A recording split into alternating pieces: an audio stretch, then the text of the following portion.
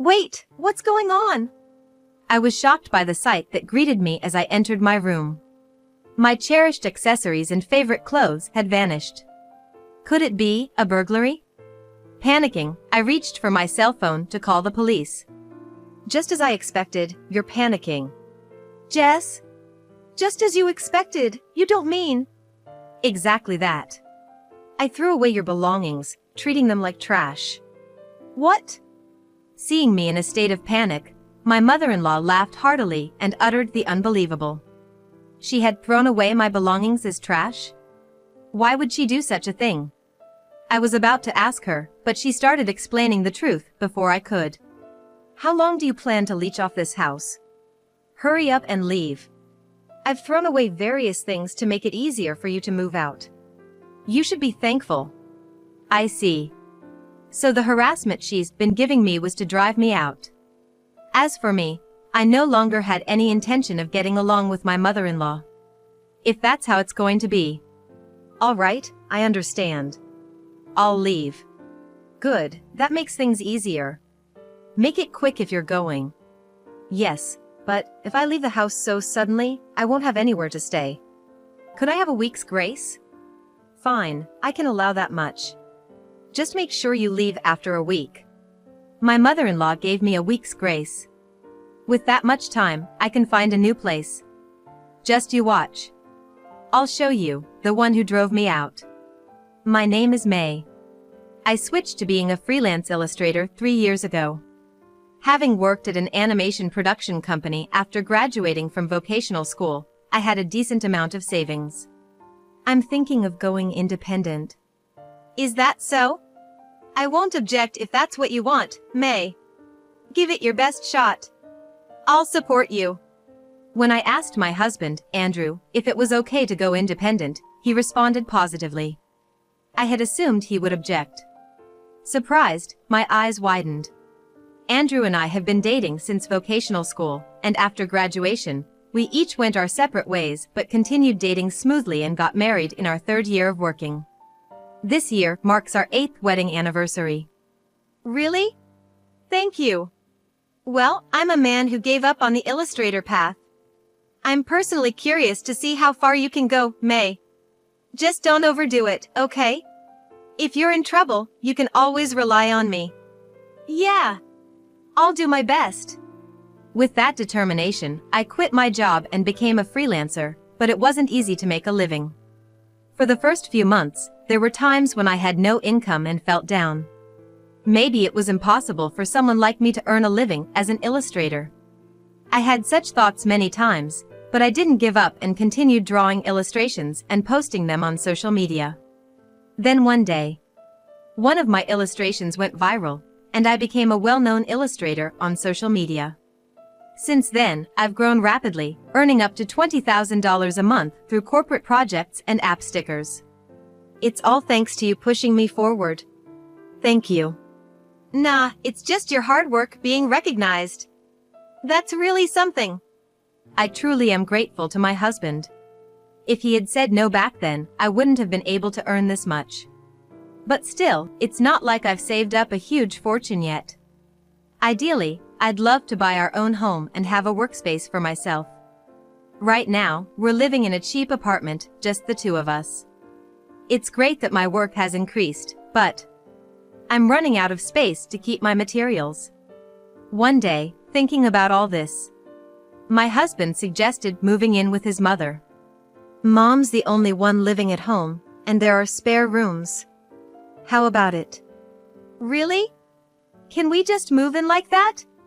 Of course, I've talked to Mom about it. Ever since Dad ran off with his mistress when I was a kid, we've had spare rooms. Mom said she doesn't mind at all if May uses them. Such a generous offer, I couldn't find a reason to say no. I immediately told Andrew that we should move into his mother's house. 2 weeks later, when we arrived at my mother-in-law Jess's house, she warmly welcomed us. It's been a while, May. It has. Please take good care of me from today on. Likewise. I heard from Andrew that you're now a popular artist, right? Oh, not really that much.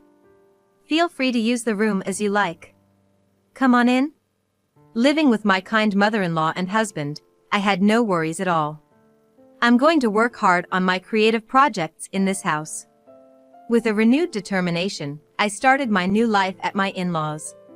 But at that time, I had no idea about my seemingly kind mother-in-law's true nature. After living at my in-laws for 3 months, I had gotten quite used to the environment. All right, that's the work delivered. My work was going smoothly, and I was earning much more now thanks to the upgraded workspace. Things were really going well. I got a bit carried away, but 2 months later, our lives started to go awry when Andrew suddenly got fired from his job. What should we do? Andrew came home sighing deeply. What happened to him? Did something go wrong at work? What's wrong? Did something happen with your sales? After graduating from vocational school, Andrew worked as a salesman at a major trading company for factories. I thought he might have failed in some sales activities. But the response I got was something I never expected. I got fired. What? What did you just say? I mean, I got fired, laid off. That can't be true, right? Andrew was always so diligent at work. Why would this happen? Did you do something wrong to get laid off? Of course not. It's just that our department had been underperforming for a while, and the company saw us as a liability. They told us to either accept a major pay cut and a dead-end job or take a generous severance package and leave. It's practically forced retirement, you know. I couldn't ask Andrew anything more. There were no words I could offer to my husband, who had been so abruptly betrayed by the company he had dedicated himself to. All I could do was to give him some space. From the next day, Andrew began a life of lazing around at home, having lost his job. Honestly, I wished he would snap out of it and start looking for work, but he probably wasn't ready yet. No choice. I'll have to work harder. For Andrew and my mother-in-law, who wasn't working, I immersed myself in my work more than ever. Sometimes I worked non-stop from morning till night, skipping meals. I might have overdone it. Even though I sometimes thought that, after about a month, a substantial amount of money was deposited into my account. Seeing an amount I had never seen before, I unintentionally said to Andrew, "You don't have to rush to find a job. I made $100,000 this month. With this much, we can live comfortably as long as we don't splurge." Whoa, that's amazing. Andrew complimented me, saying I did great, but his eyes looked cold. Why did I tell him about my earnings at that time? From the next day, I began to receive relentless harassment from my mother-in-law Jess because of this. The following morning, "May, come here for a sec." While I was working, I heard Jess calling me loudly from downstairs. That's unusual. What's going on? Okay, just a minute, I replied and paused my work to go downstairs. Jess was standing in the living room. What's up? Can you do the laundry? But I haven't finished my work yet. You can do that any time, right? I've been quiet till now, but isn't it about time you start taking care of the house properly? You're a wife, aren't you? Well, she has a point. I can understand where Jess is coming from. Until now, I might have been too engrossed in my work and left chores like cleaning and laundry to her. Feeling remorseful, I told her, "You're right. Maybe I was wrong. Okay, I'll do the laundry as soon as I finish this current task. Just leave it there, please." Later, as promised, I did the laundry and cleaned the living room. Maybe doing this kind of thing once in a while is a nice break. I thought it was a light-hearted matter, but from that day, Jess's mistreatment escalated. Always drawing pictures. Are you a kindergartner? If you have time for such silly things, go shopping. I can't believe you're drawing, Cell. And so on, she started to complain about everything I did. I was constantly being overworked, and my projects weren't progressing at all. On bad days, I was woken up before 5 a.m. to prepare breakfast, inevitably reducing my sleep. I couldn't focus on my work, and the amount of work I could do each day decreased significantly. though my income hadn't dropped drastically yet. I was worried I might eventually become unable to work. Anxious, I decided to ask Andrew to talk to Jess about stopping the harassment. When we were alone in the bedroom, I brought it up. Lately, your mom has been picking on me. It's okay to be bossed around, but being at her mercy from morning till night. I might not be able to work at this rate. Could you, maybe, gently ask her to stop? What a pain. Why do I have to say it? You should tell her yourself. Besides, if you're worried about not being able to work, why don't we just move out? You're making money, right? What? What kind of response is that? I've been working so hard because you've been lounging around without looking for a job. I agree with Andrew that if I have complaints, I should speak up myself. But, how can I say such a thing to my mother-in-law? In the end, Andrew turned his back on me and went to sleep without really listening to me. 6 months later. Every day, I continued to face relentless mistreatment from Jess and was exhausted both physically and mentally. Andrew still hadn't made any effort to find a job. My work pace had drastically slowed, and my earnings had dropped to less than half of what they used to be. I'm so tired of this. Realizing this, I found myself having left the house and arrived at a nearby park. Sitting on a bench without doing anything felt incredibly soothing. After about an hour, I felt relaxed and returned home. I'm not in the mood to work today. Maybe I'll take a nap. Thinking this, I went back to my room and was shocked by what I saw. Wait, what's going on? I couldn't believe my eyes when I entered my room. All my cherished accessories and favorite clothes were gone. Could it be a burglary? Panicking, I reached for my cell phone to call the police. Then, suddenly, Jess spoke to me from behind. You're panicking just as I expected. Jess? Just as you expected, you don't mean... That's right. I threw out your personal belongings as trash. What? Seeing me in a panic, Jess laughed out loud and said something unbelievable. She threw away my belongings as trash? Why would she do that? I was about to ask her, but Jess started explaining before I could. How long do you plan to parasitize this house? Get out already. I threw away various things to make it easier for you to leave. You should be thankful. I see. So the harassment I received was to drive me out. Well, I have no intention of getting along with Jess anymore if that's how it is. Understood. I'll leave. Good, that makes things easier. Make it quick. Yes, but if I leave the house so suddenly, I won't have anywhere to stay. Can I have a week's grace? Fine, that should be okay. But make sure you leave after a week. Jess gave me a week's grace. With that much time, I can find a new place. Just you watch. I'll show you, the one who drove me out. The next day, I started looking for a new place. I considered a single-family home, but despite Jess, I decided to move into a luxury high-rise condo. Of course, I won't be taking Andrew and Jess with me. I have no intention of living with a man who just lazes around without looking for work, relying on my earnings. Besides, I have saved up a good amount of money from my past earnings. Using that money, I went to a real estate agent and signed a contract to buy an apartment in the high-rise. Now, I'm ready to leave that house at any time. And a week later, the day I finally left my in-laws' house, I brought up divorce to Andrew. Can you sign this? What is this? Can't you see? It's a divorce paper. No. I get that, but why all of a sudden? Andrew seemed confused being handed the divorce paper. At first, I felt sorry for you being laid off and pampered you, but you never seemed to try to find a job, and you just ignored the way your mom was treating me. If that's the case, there's no need for us to stay married. So, does divorcing mean you're leaving this house? Yes, I am. I haven't told you, but I'm leaving this house today. Leaving? What about a place to live? You don't have one, right? Don't worry about that. I already have my next place sorted out. After all, you were the one who said if I didn't like the harassment from Jess, I should move out. Are you really sure you won't regret divorcing? Regret?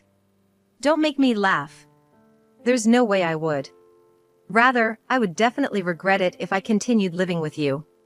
I couldn't help but laugh at Andrew's question. All right. I understand. Reluctantly, Andrew signed the divorce papers. Now, I no longer need to support this man. The last thing to do was confront Jess. Just before leaving the house, I asked Jess why she had been so cruel to me. After all, the mistreatment started when I told Andrew about my earnings. Surely, something about that must have upset her. Jess, thank you for everything up to now. Yeah. The thought of not having to see your face anymore is refreshing. By the way, why did you treat me so harshly? Oh, there's no deep reason. I was just irritated that you earned more than Andrew. He told me, you know? At one point, you were earning $100,000. Earning more than your husband, what were you thinking? Normally, you should earn less to save face for your husband. Plus, Andrew was paying for the utilities and everything for this house, right? He must have been using his savings to pay for it since he lost his job. Unlike you, he's really a good kid. What is she talking about? Is she that foolish? To think I was harassed for such a petty reason. And she's mistaken about Andrew paying for everything. I'm looking forward to seeing what happens after I leave. A husband and mother-in-law with no income. They will probably become unable to live their current lifestyle very soon. But I didn't say that and just left it unsaid. So that's the reason. Understood. A wife who can't respect her husband should leave, right? Well, then, I'll be on my way. With that, I left my in-laws' house. On my way to my new place in the luxury high-rise condo, I stopped by the office to submit the divorce papers. Now, I've completely severed ties with Jess and Andrew. Even if they come crying to me, there's no way I'm helping them. Arriving at my new place, I immediately started organizing my things. The apartment, being luxurious, was spacious, and I secured a considerably large space for my workroom. All right. Time to work hard to make up for all the interruptions I've had. After roughly finishing unpacking, I immersed myself in work. A month later, my cell phone rang. Looking at the screen, I saw Andrew's name. What does he want now? Honestly, I was in the middle of work and initially ignored it, but he kept calling. How annoying. Irritated, I reluctantly answered the call. What? I'm busy. May! Where are you right now? Where? At home, working. I want to talk to you. Can I come over? Huh? I have nothing to talk about with you. Why do I have to meet someone like him? Such a hassle. Just as I was about to dismiss him and hang up, I heard Jess's voice over the phone. May. It's been a while, could we please meet and talk? Jess, who was always so domineering, sounded quite desperate. They're really groveling and begging, aren't they? Reluctantly, I agreed to meet them. Fine. I'll meet you, but it's a hassle to go out, so can you come here? I'll send Andrew the location. I ended the call after saying that. But what could be so important that they need to talk about it in person? While pondering this, I resumed the work I had paused. 30 minutes later, my home's intercom rang. It seemed they had arrived. Yes? We're here, and this place, it's incredible. Did you come here to chit-chat? If so, leave. No, sorry. Please let us in. Through the monitor, I could see Andrew and Jess standing behind him. I unlocked the auto lock and let them into my house. Shortly after, they rang my doorbell. Letting you in. I unlocked the door and let them inside, where they looked around in amazement. What is this place? A hotel? May you moved to such an incredible place. Why did they come here? To tour my house? They seemed too shocked by the luxury of the room to get to the point. So? Why did you come here? If you don't have a reason, leave quickly. You're interrupting my work. I sat on the sofa and spoke to them sternly. Then, Andrew and Jess, remembering their original purpose, hurriedly started begging in front of me. Please! We can't pay for living expenses. Electricity, gas, water, everything's been cut off. Could you help us out a little? Help you out? No way, that's not happening. Why should I, the one they kicked out, take care of them? Why should I pay for that? You live in such a nice house, you can spare a little, right? Well, yes. I know I did wrong to you, but we were family once. Can't you help us out? How can they say such things so shamelessly? I can hardly understand it.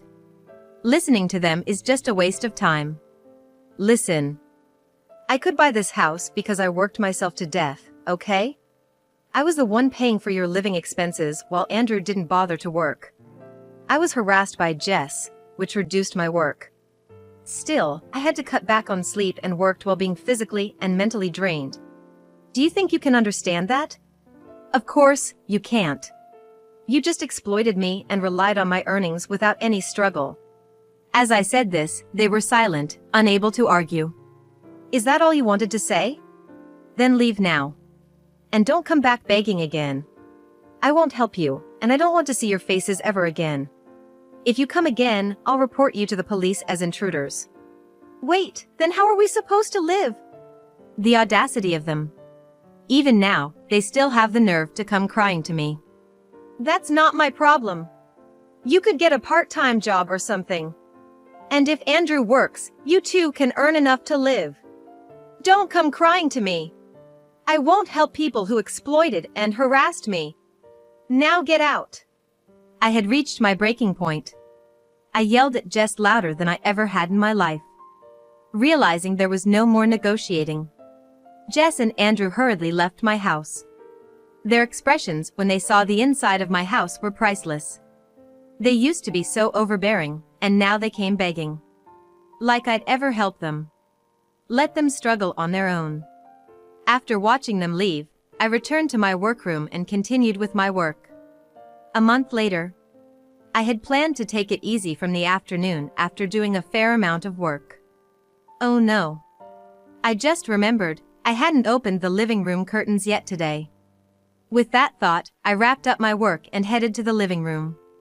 As I opened the curtains and looked out the window, I saw Jess and Andrew wandering around the grounds of the high-rise condo. Isn't that Andrew and Jess? Have they come back again, not having learned their lesson? But they weren't ringing my doorbell, they were just wandering around. They must be wary of the threat I made. Well, can't be helped. Might as well throw them a lifeline. Thinking so, I called them while looking down at the two from the window. Hello? What are you doing? May? What do you mean, what are we doing? Don't play dumb. I can see you from my apartment right now. Remember what I said? I'll call the police. Wait, we're just wandering, but we're not doing anything, right? Well, that's true. Their actions are totally suspicious, though. Then what are you doing here? Let me guess, you came to ask for my help, right? Well, yes, but since then, I've reflected on my actions and found a job, though it's just a temporary one. I haven't received my salary yet, so I was wondering if you could lend us a little. I'll definitely pay you back when I get paid. So, you can do it if you try. But it's because you only act when you're desperate that I gave up on you. Wow, you got a job, huh? Good for you. If you're working, why don't you borrow from a payday lender or something? Bye. I said that and unilaterally ended the call with Andrew. About an hour later, I heard the sound of police sirens. Could it be? Feeling a bit excited, I looked outside to see Andrew and Jess being stuffed into a police car. Ah, so it's come to this. I hadn't reported them. Probably, other residents had seen them as suspicious and called the police. Since that incident, they seem to have stopped relying on me, and I haven't seen them since. I deleted Andrew's contact information and changed my cell phone number. From now on, I'll earn for myself, live without being disturbed by anyone, and never be bothered by them again.